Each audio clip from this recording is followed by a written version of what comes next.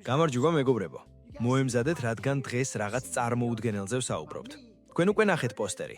ისლამ მახაჩევი ილია თოფურიას წინააღმდეგ. ეს ბრძოლა ჰორიზონტზეა და მე დარწმუნებით გეუბნებით, ის შედგება. ვიცი, ახლახან ვამბობდი, რომ სპორტში სამართლიანობა აღდგა, რადგან ჯასტინ გეიჯი, როგორც დროებითი ჩემპიონი, უნდა შეხვდეს ილიას, რომელიც ქვეს მსუბუქი წონის დაუმარცხებელი მეფეა. ლოგიკურად ასეც უნდა მოხდეს, მაგრამ არ დაგავიწყდეთ, რომ ახლოვდება ისტორიული ტურნირი თეთრ სახლში. სწორედ ახლა დანა ვაითი, მიკ მეინარდი და შონ შელბი საბრძოლო ოთახში სხედან და ამ ქარტს ადგენენ. მათ სურთ, რომ ეს იყოს ყველა დროის ყველაზე მასშტაბური ივენთი UFC-ს ისტორიაში. რატომ არის ეს ბრძოლა გარდაუვალი? დანა ვაითს ჭირდება რაღაც ისეთი, რაც აქამდე არავის უნახავს. ეს არ არის უბრალოდ მორიგი ტურნირი. ეს არის ერთი-ერთში მოვლენა, რომელიც აღარასდროს განმეორდება. წარმოიდგინეთ, თეთრი სახლის გაზონი. პრეზიდენტი ტრამპი ოქტაგონთან და მილიარდობით მაყურებელი ეკრანებთან. ასეთ დროს ჩვეულებრივი ბრძოლები არ კმარა. აქ გიგანტები შეჯახებაა საჭირო.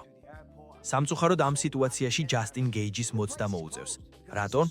იმიტომ რომ ცალმხარეს გვყავს ისლამ მახაჩევი. ადამიანი, რომლის რეკორდი 28-1-ზეა. ის არის 2 წონის ჩემპიონი, რომელმაც მსუბუქი წონა სრულად დაიმორჩილა. ბევრი ამბობს, რომ ხაბიბი გოათია ან კონორი უფრო დიდი ვარსკვლავია, მაგრამ ქაღალდზე ისლამმა ტიტული 4-ჯერ დაიცვა. იმაზე მეტჯერ ვიდრე სხვამ. შემდეგ კი ავიდა ზედაწონაში. ჯეკ დალამადელენა ისე გაანადგურა, თითქოს იქ არც ყოფილიყო. ილია თოფურია, ფენომენი საქართველოდან. მეორე მხარეს კი გვყავს მატადორი, ილია თოფურია.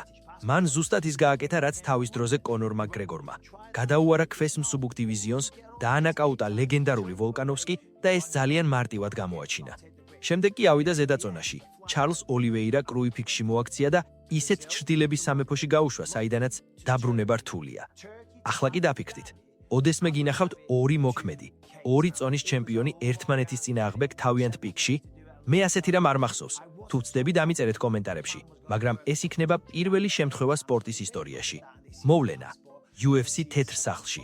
მონაწილეები: მახაჩევი მაითოფურია. სტატუსი: ყველა დროის ყველაზე ყურებადი ბრძოლა. ყველა მებრძოლი, მოქმედი თუ პენსიაზე, ახლა ხელს იწევს და იხვეწება. ჩამსვით თეთრ სახლს ქარდზე. ხორხე მასვიდალი კონორს იწევს. ჯონ ჯონსი, რომელმაც ვითომ კარიერა დაასრულა, უცებ ხელის მუხრუჭი ამოწია და მობრუნდა.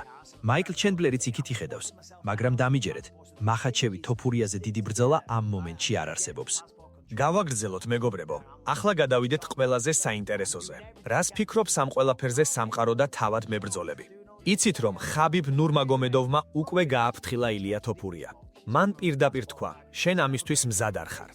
ხაბიბის აზრით 170 ფუნტში, ქვესაშუალო წონაში, ასლა და ისლამთან დაპირისპირება ილიასთვის ძალიან მწარე გაკვეთილი იქნება. მისი თქმით, ილია კარგად ლაპარაკობს და კარგადაც ჩხუბობს, მაგრამ მახაჩევი სულ სხვა დონეა. და ის არავის ერთადერთი რუსი მებრძოლი, რომელიც ილიაზე საუბრობს.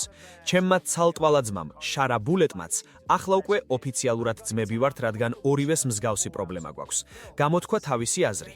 მან თქვა, რომ ილია კარგი მებრძოლია, მაგრამ მისი გზა ჩემპიონობამდე საეჭვო იყო. მისი ლოგიკით, როცა ილია სერიოზულ მეტოქეებს შეხვდა, ისინი უკვე გამოფიტულები იყვნენ. შარას აზრით, ჩარლს ოლივეირა დაღლილია. მაქს ჰოლოუეიმ ბევრი დარტყმა მიიღო და შენელდა, ხოლო ვოლკანოვსკი აღარ იყო ისეთი, როგორიც ადრე. რატომ ცდებიან ილიას კრიტიკოსები? მე დიდ პატივს ვცემ შარა ბულეტს, მაგრამ აქ მას ვერ დავეთანხმები. როგორ შეგიძლიათ თქვათ, რომ მაქს ჰოლოუეის საუკეთესო დღეები უკან დარჩა? ამ კაცმა სულ ახლახან ჯასტინ გეიჯი ცივად დაანოკაუტა. მან დასტინ პორიეც დაამარცხა. ილიას წარმატებების ასე უბრალოდ ჩამოწერა შეუძლებელია. როდესაც თოფურია 150 ფუნტში, მსუბუქ წონაში ავიდა ჩარლს ოლივეირას წინააღმდეგ, მან უბრალოდ კი არ დაანოკაუტა ის, არამედ სრულად გააკონტროლა ბრძოლა. და თუ ვინმეს გონია, რომ ოლივეირა გამოფიტულია, კითხეთ მათეუშ გამროც რა დამართა ჩარლსმა მას ბრაზილიაში. ოლივეირა ახლაც BMF ტიტულისთვის იბრძვის, ილიამ კი მას უშანსოდ გადაუარა. სამართლიანობა თუ ბიზნესი? ისევ დავუბრუნდეთ ჯასტინ გეიჯს.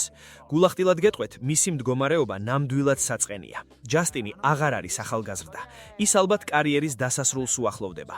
მან და პედი პიმბლეტმა საოცარი სანახაობა გვაჩვენეს და წესით ჯასტინი უნდა იყოს შემდეგი რიგში, მაგრამ ეს თეთრი სახლის ტურნირი ყველაფერს ცვლის. ეს არის ის იშვიათი შემთხვევა, როდესაც სპორტული პრინციპების დარღვევა შემიძლია გავამართლო.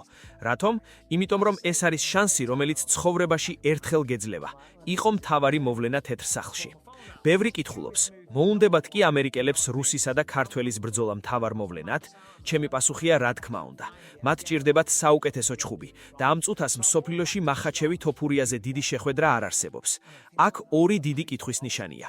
ისლამის ჭიდაობა, მახაჩევს აქვს უზარმაზარი უპირატესობა პარტერში, ილიას ბოქსი, თოფურიას დარტყმის ძალა და ტექნიკა სხვა დონეზეა.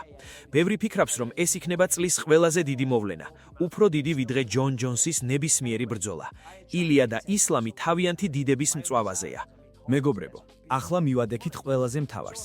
ანალიზს, პროგნოზებს და იმ ემოციურ ქარიშხალს, რომელიც ამ ბრძოლას ახლავს. მოდით პირდაპირ ვთქვათ. ისლამ მახაჩევი ილია თოფურიას წინააღმდეგ არის ჭადრაკის პარტია ოქტაგონზე, სადაც ყოველი შეცდომა შეიძლება საბედისწერო აღმოჩნდეს.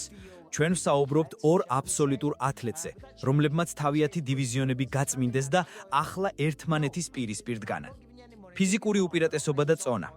მოდით რეალობას თვალებში ჩავხედოთ. ისლამ მახაჩევი ბუნებრივად ბევრად დიდი ადამიანია. ის ქვესაშუალო წონაში 170 ფუნტი თავს ისე გრძნობს როგორც თევზი წყალში.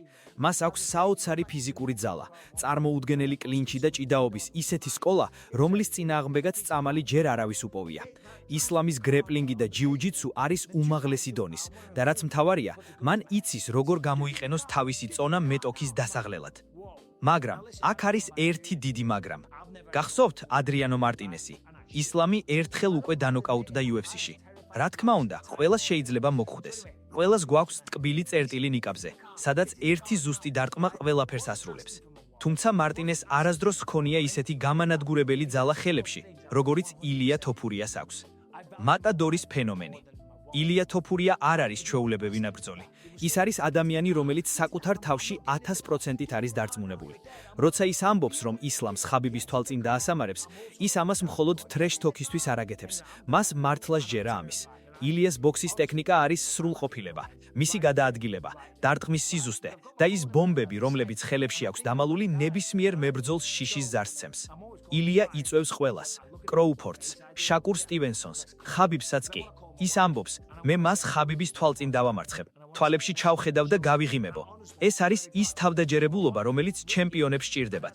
ბევრი ამბობს, რომ ილია პატარაა ისლამისთვის, მაგრამ არ დაგავიწყდეთ მისი დაბალი სიმძიმის ცენტრი და ის სისწრაფე, რომელიც 170 ფუნტში მყოფ მებრძოლებს ჩვეულებრივ არ აქვთ. თეთრი სახლი, ისტორიის ეპიცენტრი. წარმოიდგინეთ ეს სურათი. ვაშინგტონი, თეთრი სახლის გაზონი, ოქტაგონის შუაგულში. ეს არის მომენტი, როდესაც სპორტის ცივება უბრალოდ შეჯიბრებს და ხდება გლობალური კულტურული ფენომენი. დანა ვაიტმა იცის, რასაც აკეთებს. მას სჭირდება ბრძოლა, რომელიც მთელ მსოფლიოს აალაპარაკებს. არის თუ არა ამაზე დიდი ბრძოლა? ჯონ ჯონსი? ჯონმა უკვე თქვა, რომ მას ართრიტი აქვს, რომ შვილებთან თამაში უნდა და საერთოდ მისი ნდობა ძნელია. ხან მოდის, ხან მიდის. ტომას პინალი კი ჯერჯერობით თამაშიდან გარეთაა.